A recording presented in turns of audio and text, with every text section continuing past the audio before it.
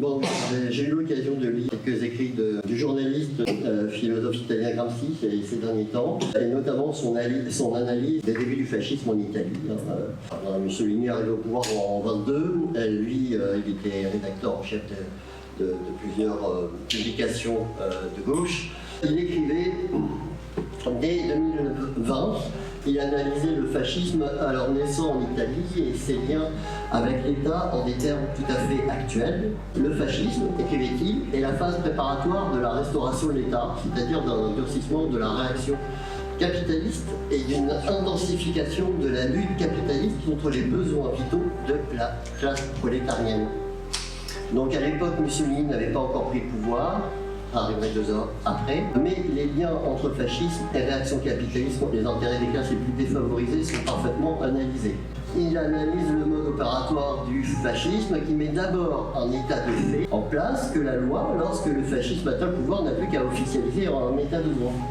L'histoire, écrit-il, nous montre que la coutume précède toujours le droit. Alors que le fascisme a attaqué les bourses du travail et les municipalités socialistes, l'État restauré dissoudra légalement les bourses du travail et les municipalités qui voudront rester socialistes.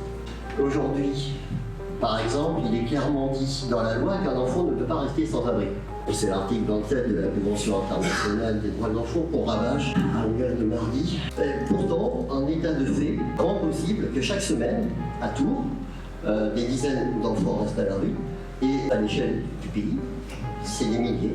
Donc, si on suit le raisonnement de Gramsci, ça veut dire qu'on est déjà dans un état de fait, que le fascisme arrivé au pouvoir, on n'aura plus qu'à inscrire dans un état de droit.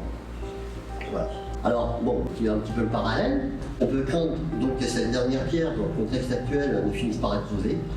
Alors, grâce notamment à une complicité toujours plus apparente dans toute son obscénité de certains fonctionnaires, parmi ceux auxquels il appartient de faire appliquer les lois.